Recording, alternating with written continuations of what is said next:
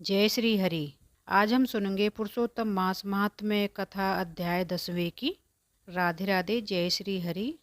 श्री नारायण हरि विष्णु और माता लक्ष्मी की आप सभी पर असीम कृपा बने रहे। राधे राधे। जय श्री कृष्णा।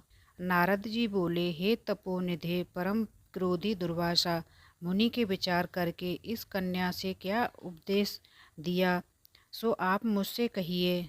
सूत जी बोले, हे दिज्जो नारद, वचन सुनकर समस्त प्राणियों का हित कर दुर्वासा का गुरहा वचन। बद्रीनाथ बोले, श्री नारायण बोले, हे नारद, मेधावी ऋषि की कन्या के दुख को दूर करने के लिए दुर्वासा ऋषि ने जो कहा वह मैं सुनाता हूँ आपको। दुर्वासा ऋषि बोले, हे सुंदरी गुप्त से भी गुप्त उपाय मैं तुमसे कहता हूँ। यह विषय किसी भी कहने योग्य नहीं है, तथापि तेरे लिए तो मैंने ये विचार ही लिया है। मैं विस्तार पूर्वक न कहकर तुमसे संक्षेप में कहता हूँ। हे सुभुज्ञ, इस मास से तेरा मास जो आवेगा वह पुरुषोत्तम मास है। इस मास में तीर्थ में स्नान कर मनुष्य भूर्म हत्या से छूट जाता है। सुंदरी, कार्तिकीय आदि 12 मासों में इस पुरुषोत्तम मास के बराबर कोई मास नहीं है। जितने मास तथा पक्ष और पर्व हैं वे सब पुरुषोत्तम मास की 16वीं कला के बराबर भी नहीं है। वेदोक्त साधन और जो परम पद प्राप्त के साधन हैं वे भी इस मास की 16वीं कला के बराबर नहीं है। 12,000 वर्ष गंगा स्नान करने से जो फल मिलता है और सिंहस्थ गुरु में गोदावरी पर एक बार स्नान करने से जो फल मिलता है, हे सुंदरिये, वही फल पुरुषोत्तम मास में किसी भी तीर्थ पर एक बार स्नान करने मात्र से मिल जाता है। हे बाले, यह मास श्री कृष्ण का अत्यंत प्यारा है और नाम से ही यह भगवान का स्मरक है। इस मास में पुरुषोत्तम भगवान की सेवा पूजा करने से समस्त कामनाएं सिद्ध होती हैं। अतः इस पुरुषोत्तम मास का तू शीघ्र व्रत कर पुरुषोत्तम भगवान की तरह प्रसन्नता पूर्वक। मैंने भी इस मास की सेवा की है।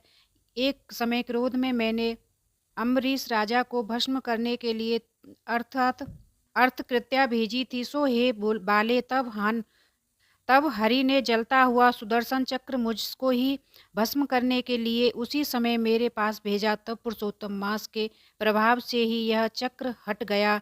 हे सुंदरिय, वह चक्र त्रैलोक्य को भस्म करने सामर्थ्य रखने वाला जब मेरे पास आकर खाली चला गया तब मुझे बड़ा विस्मय हुआ। इसलिए हे सुभुज्ञ, तू श्री पुरुषोत्तम मास का व्रत कर। इस प्रकार मुनि की कन्या कोई कहकर दुर्वासा ऋषि ने विराम लिया। श्री कृष्ण बोले, हे राजन, दुर्वासा का वचन सुन। भावों को प्रबलता के कारण असूया से प्रेरित वह कन्या मूर्खतावश दुर्वासा से बोली। बाला बोली, हे ब्राह्मण, हे मुनि, आपने जो कहा वह मुझे रुचता नहीं है। मेधावी मास कैसे कुछ भी फल देने वाले नहीं है। कार्तिक मास कम है ऐसा आप कैसे कह सकते हैं। सो कहिए, वैशाख मास सेवित हुआ क्या इच्छित कामों को नहीं देता है। सदा से आदि से लेकर सब देवता सेवा करने पर क्या फल नहीं देते हैं। अथवा पृथ्वी पर प्रत्यक्षा देव सूर्य और जगत की माता देवी क्या सब कामनाओं को देने वाली नहीं है। श्री गणेश क्या सेवा पाकर इच्छित वर नहीं देते हैं। व्यतिपात आदि योगों को और सर्व आदि देवताओं को भी सबसे उल्लंघन करके पुरुषोत्तम मास की प्रशंसा करते क्या आपको लज्जा नहीं आती है। यह मास तो बड़ा मलिन और सब कर्मों से में कामों में निंदित है। हे मुने, इस रवि की संक्रांति से रहित मास को आप श्रेष्ठ कैसे कह सकते हैं। सब दुखों को छुड़ाने वाले परम श्री हरि को मैं जानती हूँ।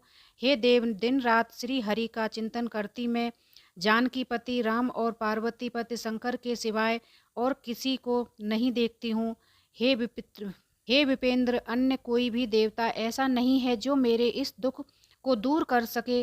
अतः हे मुन, इन सब फल दाताओं को छोड़कर कैसे इस मलमास की स्तुति आप कर रहे हैं। इस प्रकार ब्राह्मण कन्या का कहा हुआ सुनकर दुर्वासा मुनि शरीर में एकदम ज्वालामुखी हो गए और नेत्र क्रोध से लाल हो गए। इस प्रकार क्रोध आने पर भी कृपा करके मित्र की कन्या को श्राप नहीं दिया और सोचने लगे कि यह मूर्ख है, हित अहित को नहीं जानती है, अभी बुद्धि इसकी पूर्ण नहीं है। पुरुषोत्तम मास के महात्म्य का विद्वानों को भी पता नहीं है। तो थोड़ी बुद्धि वाले पुरुष और विशेष करके कुमारियों को तो हो ही कहाँ से सकता है। यह कुमारी कन्या माता पिता से रहित दुख से जली हुई है, अतः अति उग्र मेरे श्राप को कैसे सहन कर सकती है। इस प्रकार सोचकर कृपा से एक मन में उठे क्रोध को शांत किया और स्वस्थ होकर दुर्वासा मुनि उस अति बेहल कन्या से बोले। दुर्वासा बोले, हे मित्र पुत्री, तेरे ऊपर मेरा क्रोध कुछ भी क्रोध नहीं है। हे निर्भाग्य, जो तेरे मन में आवे वैसा ही कर। हे बाले, और कुछ भविष्य कहता हूँ सुनो। पुरुषोत्तम मास का जो तूने अनादर किया है उसका फल तुझे अवश्य मिलेगा, इस जन्म में नहीं अथवा दूसरे जन्म में मिले। अब मैं नर नारायण के आश्रम में जाऊंगा। तेरा पिता मेरा मित्र था, इसलिए मैंने साफ नहीं दिया है। तू बाल भाव के कारण अपने शुभाशुभ तथा हिताहित को नहीं जानती है, शुभाशुभ भविष्य को नहीं टाल सकता।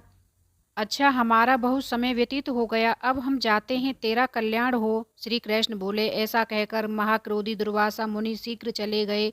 दुर्वासा ऋषि के जाते ही पुरुषोत्तम की अपेक्षा करने के कारण कन्या निष्प्रभा हो गई। अतः बहुत देर तक कन्या ने सोचा विचार कर वह यह निश्चय किया कि देवताओं के भी देवता तत्काल फल देने वाले पार्वतीय पति शिव की तप द्वारा आराधना करूंगी। हे निप्र मेधावी ऋषि की कन्या ने मन से इस प्रकार निश्चय करके अपने आश्रम में ही रहकर भगवान शंकर की कठिन तप करने का तत्पर हो गई। सूत जी बोले, बहुत फलों के दाता लक्ष्मीपति को और वैसे ही सावित्रीपति ब्राह्मण को छोड़कर एवं दुर्वासा के प्रबल वचन की निंदा कर वह ऋषि कन्या अपने आश्रम में ही अंधक को मारने वाले शंकर की सेवा के लिए तत्पर हो गई। राधे राधे। जय श्री कृष्णा। जय हरि विष्णु। जय माता लक्ष्मी। श्रीमन नारायण नारायण हरि हरि, भजमन नारायण नारायण हरि हरि। श्रीमन नारायण नारायण हरि हरि, भजमन नारायण नारायण हरि हरि। श्री कृष्ण गोविंद हरे मुरारी, श्री कृष्ण गोविंद हरे मुरारी। हे नाथ नारायण वासुदेवा, हे नाथ नारायण वासुदेवा। श्री कृष्ण गोविंद हरे मुरारी, हे नाथ नारायण वासुदेवा। राधे राधे। जय श्री कृष्णा।